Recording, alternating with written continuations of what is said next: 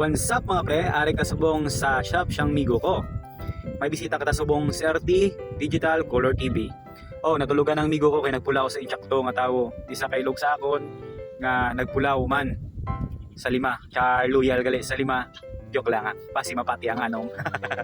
Huwag mong subukan. Masisira ang buhay mo. So, unang bukas, kita ko na nga may sunog. Sunog ang iya nga horizontal. Tingala ko nagreklamo ang customer nga nagakurit ko no sa tunga. Nagali sunog ang horizontal one line na. Ari ang guba. Ari isa. Tapos aring isa ka resistor, sunog siya. Hindi ko lang pagsugod ang value ka resistor ko ah. Wala gani sa value sa imo. Ari pang resistor ko. Ano gusto mo sabihin? Ako ang mapasama dito! Char.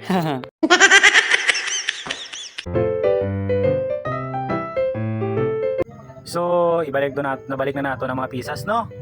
Pangsuldahon ta ang iyang mga halog na piyesa. Mga kapasitor, resistor, calculator, elevator, escalator, char. What? So, mga pre, kag sa mga kapwa ko student, before tagali puti sang board sang TV no or magresolda sa mga halog na make sure nigid naton nga wala sa nasaksak or na-unplug ang iya nga saksakan para ma-sure ta nga aton nga safety. Kay mabuslot gid bulsa ta kung makurente ta. Sa wakas mga pre, natapos gid pang balik ang mga guba kag mga halog na naubos na daw pang resolda, pang balik ng mga sakit na para ma-check na naton kung nagsaka sa babaw ang supply nga 180 kag maki-check ta pagid kung ga-isolate na. Wala gid gana ha. Kadlaw na lang ang customer ko ay kalantaw sa akon ga kuti ako sa TV. Abi naguruga kumod ko. Okay. Ara sa the moment of truth. I-check na to ng ato nga tester ilubag sa 250.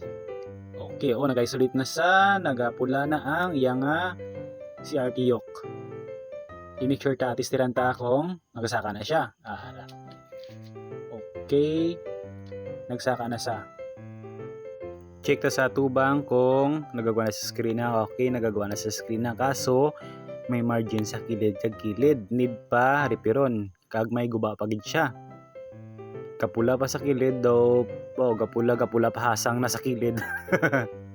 Okay, repiron ta pa. A few moments later. So mga pre, okay na nga ito nga TV. Bali, hindi lang horizontal one line ang iya nga guba. Bali, ang iya pangayok, may damage sa kilid. Ilista sa another brand sang TV ang iya nga board. Okay na siya. Kag, work at gid sa. Madamo gid niya salamat sa panonood. Please, like and share. Salamat!